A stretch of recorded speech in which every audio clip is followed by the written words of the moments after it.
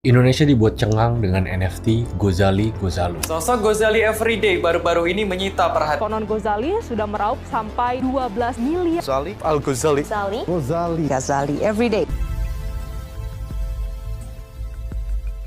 Iyalah, akhirnya NFT hampir masuk ke ranah mainstream gara-gara pria asal Indonesia ini bernama Gozali berhasil jual selfie-nya sampai total transaksinya berapa belas miliar. Per syuting ini terakhir gue cek wallet dia ada sekitar 1,6 miliaran dari hasil jualan selfie dia. Artis-artis papan atas kayak Chef Arnold, Reza Arab, mereka juga beli NFT ini. Bahkan ada yang beli seharga 95 juta rupiah. Di video ini gue gak bakal bahas liputan kayak video-video lain karena gue bakal bahas tentang apa itu NFT. Dengan fenomena ini jadi banyak nanya kok gimana caranya ini terjadi, kenapa orang mau beli suatu gambar dengan harga mahal, NFT itu apa, terus gimana caranya gue kaya cepat dari NFT, gimana cara gue jualan gambar juga di NFT, sampai ada orang yang beli selfie gue seharga puluhan juta. Pertama gue harus jelasin tentang psikologi manusia. Kenapa barang-barang ini, foto-foto ini bisa terjual dengan harga sangat mahal, itu balik lagi karena kita manusia. Sebagai manusia tuh kita pengen meninggikan social status kita. Dari dulu cara terbaik untuk meninggikan social status adalah dengan datang dengan barang-barang mewah, kasih lihat kita punya sesuatu yang orang lain tuh nggak punya. Dan yang nggak pernah mati dari dulu ya mobil keren, rumah keren, gadget mahal. Kenapa orang beli iPhone padahal mereka nggak punya duitnya untuk pamer ke teman-temannya? Nah di sini yang beda tuh kita masuk ke dunia era digital. Kita nggak usah ngomong-ngomong tentang NFT yang terjual berapa puluh juta. Coba lihat ke temen lu di kiri kanan,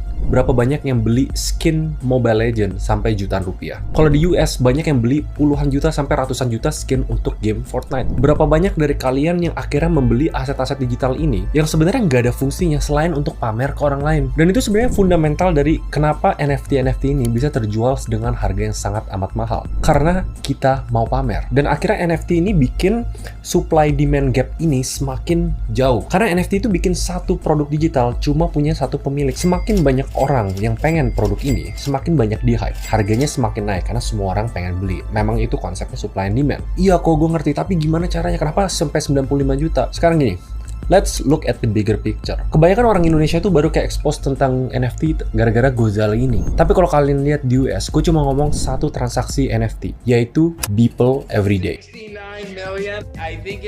NFT ini terjual dengan harga hampir 1 triliun rupiah. Dan ini list beberapa NFT lain yang terjual dengan harga yang membagongkan. Menurut gue sih crazy ya. NFT seperti CryptoPunks, kayak Bored Ape Yacht Club terjual harganya tinggi banget karena demand-nya tinggi banget dan supply-nya nggak banyak. Kalian bayangin aja di OpenSea, yaitu marketplace NFT, baru ada 1 juta user, tapi transaksinya udah lebih dari $2 billion dalam 1 bulan terakhir. Belum lagi blockchain, belum lagi crypto, belum lagi metaverse. Nanti kita bakal bahas di segmen selanjutnya. Oke, gue udah ngerti nih kenapa NFT harganya bisa mahal ya, karena banyak orang yang mau karena di hype. Layaknya kayak art semakin hype, art itu semakin mahal. Tapi kenapa nggak gue copy paste aja gambarnya kok, terus gue punya gitu. Nah kita bakal bahas tentang apa itu NFT, yaitu singkatan dari non-fungible token. Kita pecah-pecah dulu pembahasannya. Pertama kita bahas tentang non-fungible. Apa sih artinya fungible? Fungible itu bisa diganti katanya dengan replaceable. Artinya ya bisa diganti, bisa ditukar. Seandainya gue punya baju nih, akhirnya baju ini rusak, gue bisa ke toko yang sama, terus gue beli baju yang sama, terus gue punya baju yang sama. Akhirnya harga baju ini nggak bakal naik atau turun selain harga toko yang jual. Tapi kalau misalnya brand fashion ini keluarin limited edition, collab sama siapa, cuma ada satu di dunia dan ada pembedanya, itu menjadi non-fungible dan nggak bisa di-replace. Layaknya kayak lukisan Mona Lisa. Seandainya ada yang bikin KW-nya, lukis kayak bikin mirip,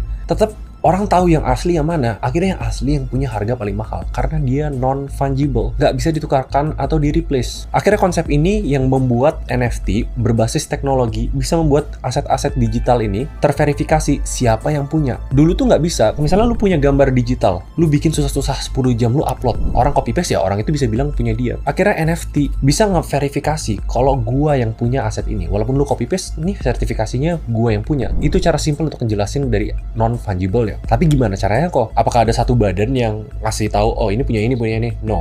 Nah itu kata T dari NFT, yaitu token. Untuk ngerti token, sebelumnya harus ngerti blockchain. Ini sebenarnya gue agak deja vu. NFT sekarang lagi rame. Dulu di tahun 2016-2017, blockchain juga sempat rame. Semua orang bilang ini masa depan dari semua teknologi. Kenapa? Soalnya konsepnya satu, decentralized. Konsep dari blockchain adalah public ledger. Gue nggak bakal bahas teknis, tapi intinya semua yang beredar di dunia itu kebanyakan centralized. Atau ada satu badan yang mengatur semua pergerakan, gerak-geriknya, transfer-transfernya, informasinya. Kayak Instagram. Instagram. Instagram tuh centralized. Semua foto kita, semua apa tuh ada di miliki Instagram. Kita transfer uang dan lain-lain itu diatur sama bank, satu central bank. Akhirnya itu ngelimit kebebasan people dalam teknologi, dan blockchain diciptakan untuk solve itu. Jadi semua boleh punya sesuatu, bisa transfer ke orang lain tanpa ada yang harus mengawasi. Makanya yes, ada plus minusnya, makanya banyak cryptocurrency atau blockchain dipakai untuk perdagangan gelap. Tapi itu another topic. Oke, kita udah bahas tentang NFT dan kita udah bahas tentang blockchain. Nah, tapi sebenarnya nggak fair kalau kita bahas NFT cuma dari segi gue punya ini, udah itu doang gitu. Kenyataannya karena ini teknologi, beberapa dari NFT ini punya yang namanya smart contract. Smart contract artinya lu bisa nempelin sesuatu di aset digital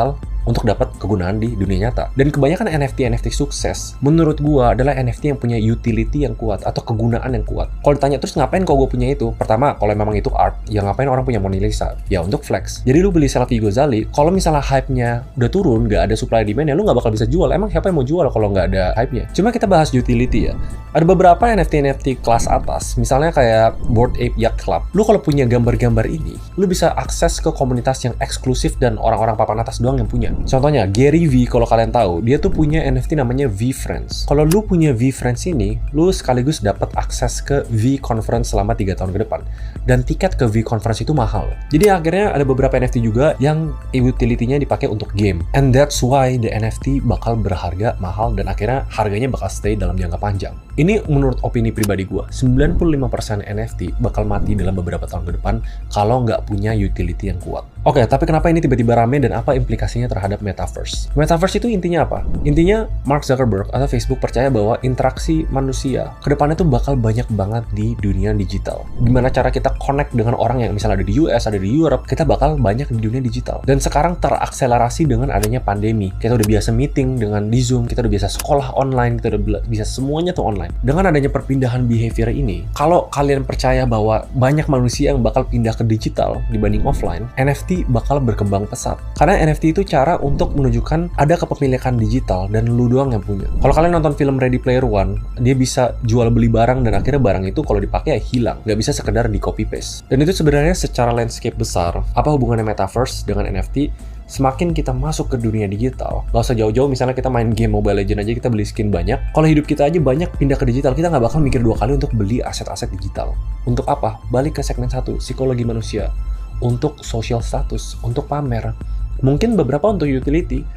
Tapi jujur aja guys, kita manusia tuh butuh social status. So, apa masa depan NFT, blockchain, dan metaverse menurut gue? Gue actually percaya, di hati kecil gue percaya bahwa kedepannya manusia bakal lebih banyak spend di digital dibanding di offline. Lihat aja behavior generasi milenial dan Gen Z dibanding baby boomers. Kita hampir nggak perlu keluar rumah untuk bisa berinteraksi dengan orang lain. Kita udah biasa dengan semua meeting online, dengan kerja online, dengan belajar online. It's only a matter of time menurut gue sebelum online terintegrasi 360 di dalam hidup kita. Kalau memang itu terjadi, walaupun Indonesia agak telat, NFT, blockchain, cryptocurrency akan naik sesuai dengan demand-nya. Tapi, karena sekarang hype-nya tinggi, cuma beberapa yang bakal bertahan 5 tahun ke depan, again, yang punya utility yang kuat. Cuma menurut kalian gimana? Apakah ini bakal stay dalam jangka waktu panjang? Apakah ini akan membuka banyak lowongan pekerjaan yang crazy? Cara orang make money di dunia digital, it's crazy. Tapi ya, realitinya sekarang NFT itu high net worth individuals. 1 juta user, 2 billion transaction, dan orang-orang yang punya uang banyak yang akhirnya bisa benar-benar maksimal di dunia NFT. Semakin banyak yang pakai, semakin itu terdemokratis. Dan akhirnya orang-orang biasa pun bisa day to day menggunakan NFT. Again, kalau utility-nya ada. Tapi, gue bisa aja salah. Makanya kan ini sebenarnya menurut kalau gue ada yang salah, gue